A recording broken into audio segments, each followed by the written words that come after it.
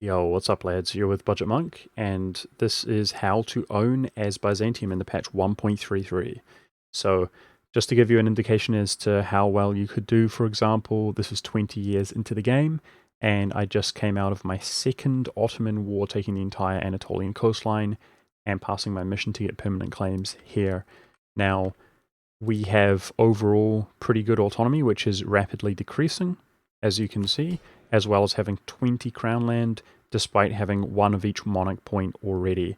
A little bit of capital here, as well as very large loan size, but 0 loans taken, guys. So any kind of potential damage that we would normally take in the beginning of the game is null and void with only 20 years into the game. The most dominant power in Constantinople already, despite this overextension crippling my trade power.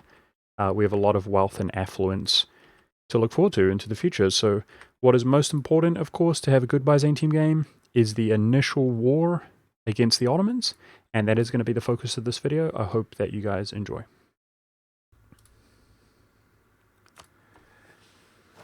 So to start off with, as per usual, we're going to delete the fort in southern Greece just to be a little bit more financially stable. I like to transport my troops down to southern Greece, as well as recruiting 3 infantry down there up to our force limit. I'm going to seize land, sell land. I like to take the admin and the military point per month, as well as skip out on the diplo in the current meta so that you have enough crown land to sell. We're going to go ahead and take the monopolies from the clergy and the burghers as well for a little bit extra cash in the beginning of the game here. Building a couple galleys as well, one in Constantinople and one inside of Athens. What we're going to do is attempt to jump in against Epirus as soon as possible, which of course is the 11th of December. Good news with Epirus is that it seems fairly unlikely for him to actually ally anybody lately, which means you can get the perfect peace deal quite often.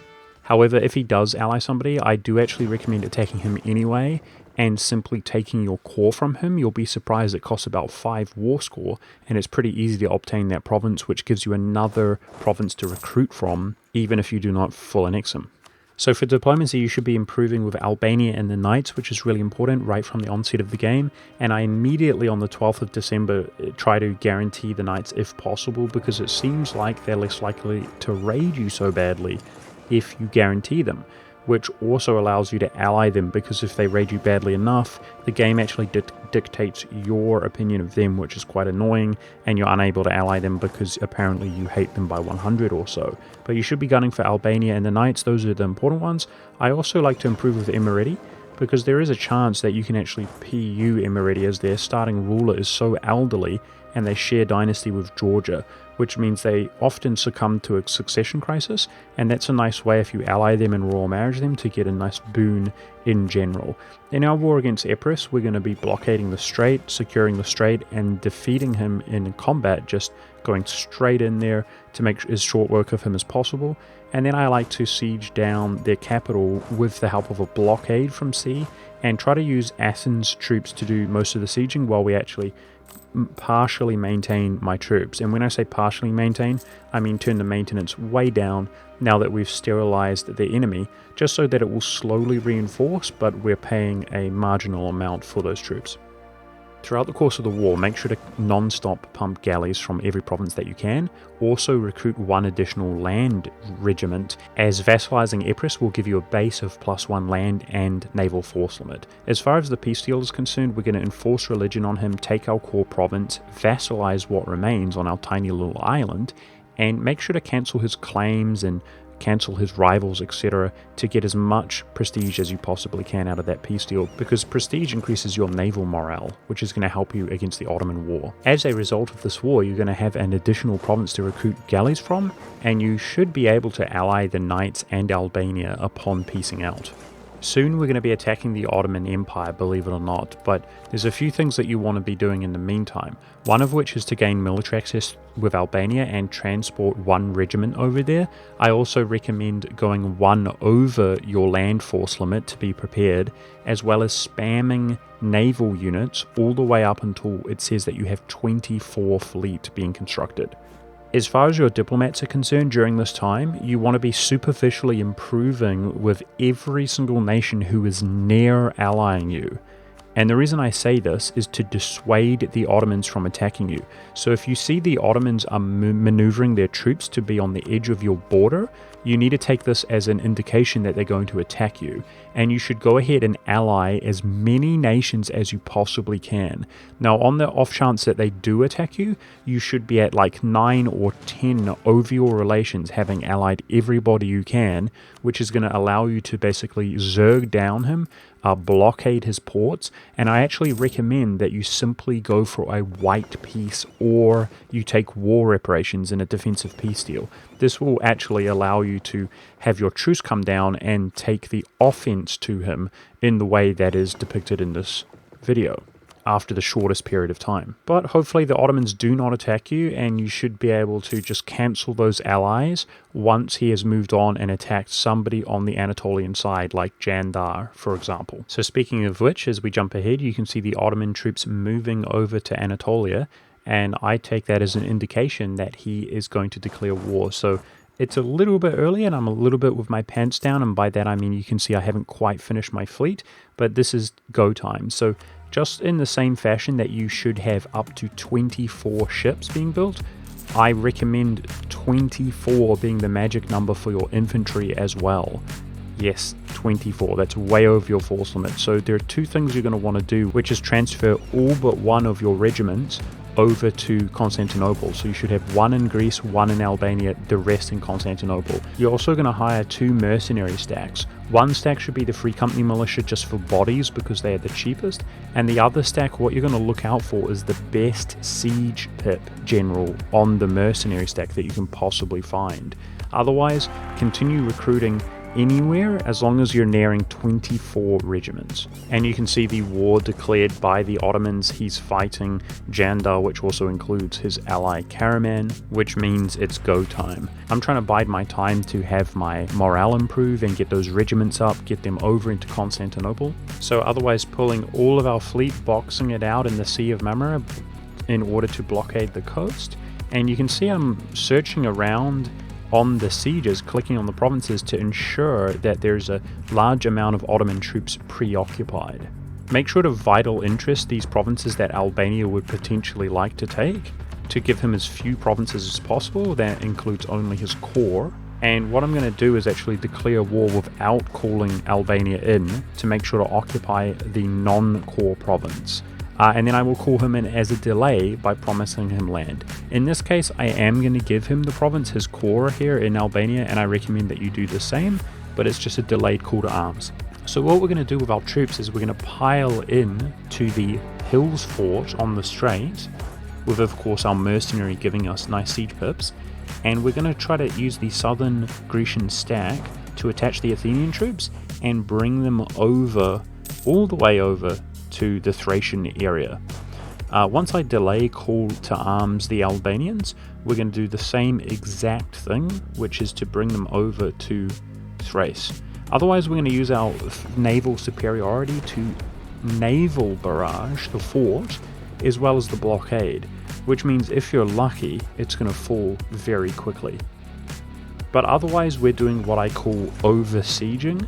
And over-sieging is basically putting an extremely large amount of troops relative to the amount of troops required, right? You only need 6 regiments to siege down this fort, but instead I'm piling everything in. Why? The reason why is because the Ottomans have some of their stacks preoccupied on Jandar's capital, for example, but they certainly have troops available to defend their own country. Notice I'm bringing over Skanderbeg from Albania over to the fort for the same exact reason. That's why we have 1 regiment there ready to pick them up, bringing everything over to over-siege the fort. The reason why is basically so straggling armies from the Ottomans, which of course have superiority in terms of their quality, they're also going to have the terrain advantage on that fort. Let's say that he has a 15 regiment stack. The goal is to make our stack look so numerous and so intimidating that the AI does not actually move his regiment out here. Now, let's say, for example, that it did do that. Well, ideally, we would have so many troops with the help of Albania's 555 general that we would actually win against an army defending this fort. So I've had it go both ways, where we actually have no Ottomans whatsoever, attempt to defend their land, and I've also had it where we actually do take engagements on the fort and win.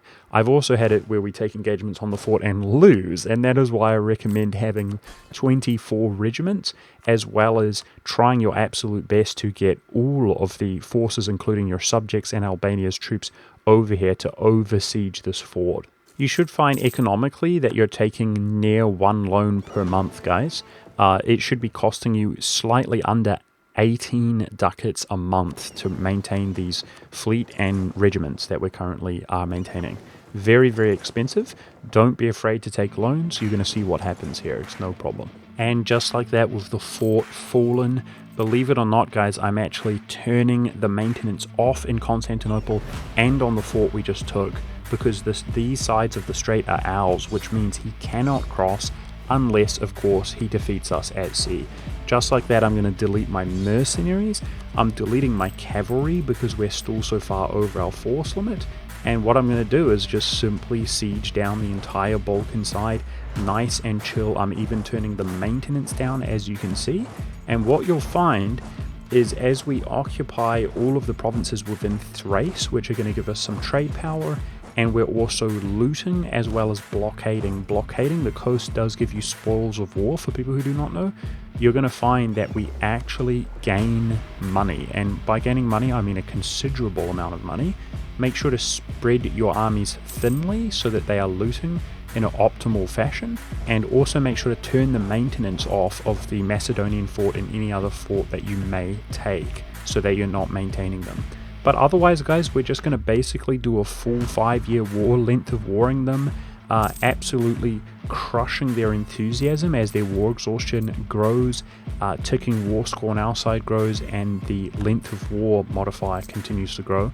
You'll find that the Ottomans will give you the ideal peace deal. So what you should find is that you can begin to pay off your loans, just like that, guys. I know it seems like a bit much to go so far over your force limit, but I assure you how fragile this is and how easily it can go wrong. Like I said earlier, or alluded to, even having 1 or 2 less regiments could make or break that as an opening move. But we're now going to be basically waiting a full 5-year war to actually piece him out for the optimal peace deal.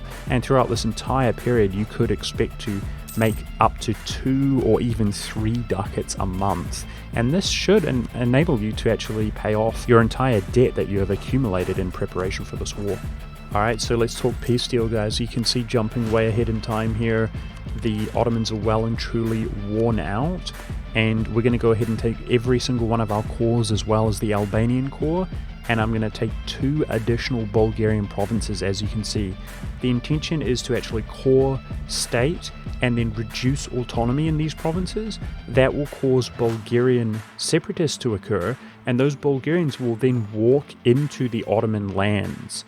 Well, we have now passed our mission. We have the ability to pass our mission, giving us permanent claims on Bulgaria, and Bulgaria will actually defect from the Ottomans, which we can then jump into immediately before they make any kind of diplomacy, and that effectively means we have taken the entire Balkan side of the Ottomans in one decisive victory. So otherwise, I'm going to sell and seize now that we're much more affluent. I don't have a single loan to my name, and I'm going to do other estate shenanigans, as we're really nicely prepared for a nice and prosperous future. Otherwise, that's pretty much it, guys. I hope that benefited you and that you enjoyed this video. Thank you very much for watching, and good luck. Make sure, if you're struggling, to just try again, right? It's the beginning of the game, so you can just try again. I hope it works out for you. Thank you very much for watching, and I'll see you over on my live stream, or I'll catch you in another video.